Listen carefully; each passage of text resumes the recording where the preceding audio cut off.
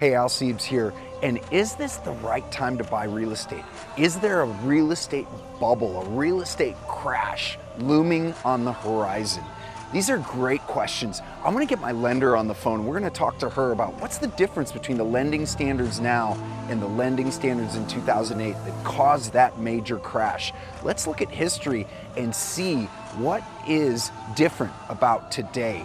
Is this the right time? If you're looking to buy, you're looking to invest, you're looking to purchase a home, is this the time to do it? Let's dive in.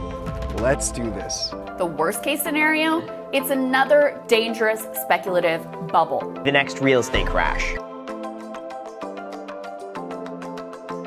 All right, so look, first of all, there's never the perfect market to buy real estate. You could think, oh, if the market crashed, if it went way down in value, that would be the perfect market to buy real estate. But let me tell you something, in 2009 and 2010, when we were trying to buy real estate, the lenders didn't want to lend. You know something? Nothing for you! So then, oh sure, the prices are down, but you gotta buy all cash, or you gotta raise the cash to be able to do that. And that made it very difficult. So quit looking. Honestly, all these predictions of is there a bubble coming? We can talk about it, we can run the numbers, but the thing is, you can find deals in any market. It takes skills, it takes education, it takes learning how to find real estate opportunities, but it doesn't matter the market. Let me give you an example. We bought a 12 unit and a 48 unit at the absolute peak of the market. I talk about them. I run through all the numbers in my masterclass that's on this YouTube channel. But those properties we bought in 2006 and 2007, a 12 and a 48 unit. I sold both of them 10 years later for major profit. The 48 unit, we walked away with $750,000 out of that escrow when we sold it 10 years later. So you can identify opportunities in any market. So people ask me, is now the right time to buy? Well, we're gonna dive into that. I wanna tell you that there's opportunities in any market you're looking in, whether it's an up market, whether it's even a peak, whether it's a down market, or it's a bottom, and you don't know. Here's the thing, you don't know when the peak is because you won't know until you look back and see it. We've been talking about a real estate peak. People have been talking about, oh, we're in a real estate, this is the peak of the market, for it feels like the past 5 years, at least the past 5 years. I remember in 2015, 2016, people were talking about, well, this is a real estate peak, this is a real estate bubble. Sooner rather than later, we will see the housing market boom turn into an epic bust. And so you just don't know. But what I do know is I can find opportunity in any market, and that's a skill set, and that's what we want to educate you on. So look, there is all this doom and gloom, end of the world stuff out there on YouTube, how real estate is just gonna crash, it's gonna be disaster, stock up on everything, and I am just not buying into it. And lending is not the same as it was in 2008. It's totally different. There's this thing called forbearance, which I cover in another video I'll link to down below. But forbearance is where the lenders just said to people, hey, if you want to break on your loan payments, during COVID, it was part of the CARES Act. And they said, if you want to break on your loan payments, go ahead, take it. Anyone that has any sort of distress, and they didn't even verify that there was distress. They just said, if you have any distress, and who didn't, just take a break on your loan payments. And we'll tack those loan payments to the end of the loan. And so many people did that. But the lending standards are different now. It's actually hard to get a loan. It's like super hard to get a loan. Let's get Austin, my lender, on the phone, and I want you to hear from her what the difference is right now in getting a loan between now and 2008. I'm gonna pop over here, I'm gonna get Austin on the call to talk about the lending standards today and the difference. But stick through to the end of this video. I wanna talk about three opportunities that I'm seeing in the real estate market right now for buyers and investors. Let's go.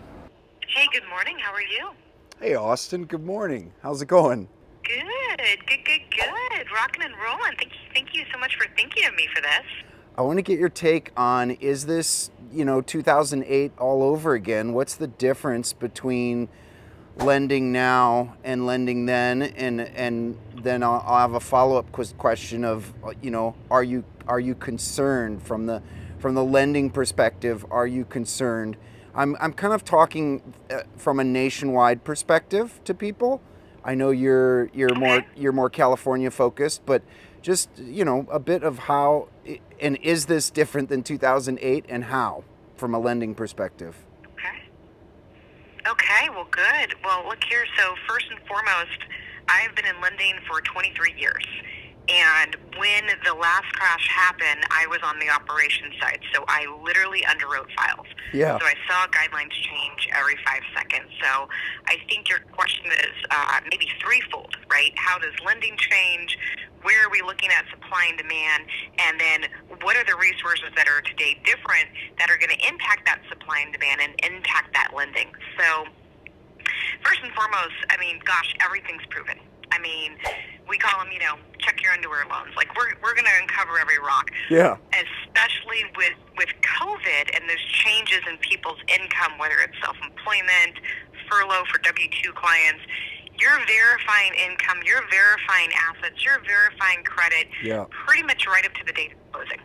Right. So in the previous world, I can tell you there were loans that we did that I would underwrite, and you'd call the client to review, and they'd say, oh, well, I don't make that much money. That's just what my loan officer told me to put in my tax return. Right. Literally true story. Yes. Because as the listeners may or may not know, we do verify that the tax returns we have on hand are the same with the IRS, and I did that on a file, and I said, that's just what I was told to put. Yeah, in 2000... So there is no telling people what to put anymore. And that happened to me. In 2007, I bought a fourplex, and I did a stated loan, and they said, yeah, just tell us what you make, you know, approximately. And I'm like, just tell you, like, approximately what I make? They're like, yeah, just, like, you know, kind of run your numbers together in your head, and what do you make a year? And that was it. That's how they verified my income.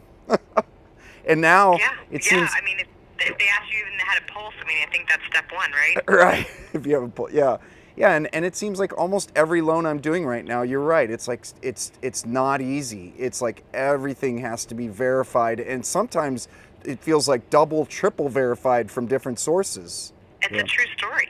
It definitely is. Now, part of that, so one, we can say very differently from the lending perspective. Everything's verified, A. The second part of that is most loans are 30 fixed rates. You know, with rates being so low, we're not seeing these crazy adjustable loans. And that leads me kind of into part two, maybe not the supply and demand, but let's talk about what's different from a regulation standpoint. So after the crash, you had, of course, the Dodd-Frank Act, which is the biggest impact to lending since the Civil Rights Movement in the 60s, frankly, when we had the Fair Credit Reporting Act and things of that nature. So the Dodd-Frank Act says you have to prove ability to repay. And so it's almost punitive for some buyers. Like you said, Alan, you know, it's triple, quadruple, you know, multi-verifications from multi-sources, right? Yeah. If you're self-employed and your website's down, hey, that's a problem, right? Right. So the Dodd-Frank Act said they have not only the ability to repay, there's certain income qualifications. You have to show without reasonable doubt that the client's going to pay their bills. So we're talking about forbearance, we're talking about deferment, we're talking about modifications. Yeah. We're talking about ways that lenders, again, by demand of the federal government, are told to help people stay in their loans, stay in their properties. Yeah. So I think that's going to lead to a supply side concept that if people can stay in their house, why would they try and sell it? Right. Right. So I think that's a big difference for 2008 to now, because then people weren't allowed to stay in their houses, right? They were getting dual track for foreclosures. Their loan was maybe owned by Bank of China, right? Totally. And they don't do foreclosures. They don't even really do real estate the same way that we do in a traditional sense. So the main things that I think you're going to see different now between then are, one, more stable loan programs, two, more help to stay in people's house, and three, we have an economy that's now on the uptick. Right. We did not have an economy on the uptick then. True. So those are all things leading that this will be a longer term valuation, a Right. longer term stability. Will we see prices adjust? Maybe, but we're not going to see a crash. Not in this bubble. Different Right. parts of the company of the country that are not seeing as much employment tick-ups, perhaps. Right. But I think that's nationwide. We're just going to see more stability. Right. Awesome. Okay. That's super helpful. Thank you, Austin. So yeah, we just shot an episode on that, the coming quote foreclosure crisis, and that really a lot of people just kind of signed up for forbearance because it was a free delayed payment, just tack your payment to the end of your loan sort of program. And I think a lot of people signed up for that. And it's interesting. So to summarize, it seems like both the government and the banks are like, oh, heck no, we're going to make sure we do everything we can in our power that there's not a repeat of 2008. And it seems to us like those foundations are solid, right? That we're not looking at a repeat. Oh, I don't think we are. Right. I really don't. I think all of the doom and gloom is not realistic, Yes. And Yeah. I think we need to just have more conversations of what financially makes sense for people if they should sell. I mean, let's look at capital gains perspectives. Yes. Let's look at transferring tax bases. Yeah. Those are the conversations we need to have with clients to see what's realistic for their long-term financial stability. Yeah. Okay. Perfect. Austin, thank you so much. Of course. We'll link people to your website below. If you're licensed just in California, correct? Just in California thus far. Okay. Well, we'll link people to your website below, and thank you so much for your time.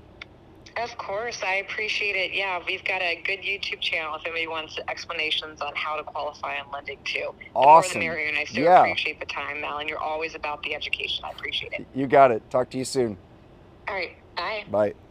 All right, so we heard it firsthand there from Austin. She's lending day in and day out in this environment, and it's not easy to get a loan. They're not just giving out loans. Things are triple verified. Income's triple verified. Assets are verified. Everything is put through the ringer, and so that creates a loan that these loans are just not going to all go bad like happened in 2006 and 7 where they're just throwing out loans to anyone with a heartbeat. This is a totally different environment. Now, with that said, I don't think it's a speculative bubble, but things will slow down at some point. There'll be a shift coming at some point, but we don't have those underlying issues, those major issues that create a bubble. But remember, in any environment, you want to build your skills and you can find a deal. It's about building the skills to source, not only finding deals, but the right ones for you in your season of life and your goals and what you're trying to accomplish. And we're all about the education here to build that skill set. So subscribe to the channel if you want to be updated on our next episode, and we look forward to it. We will see you on the next one.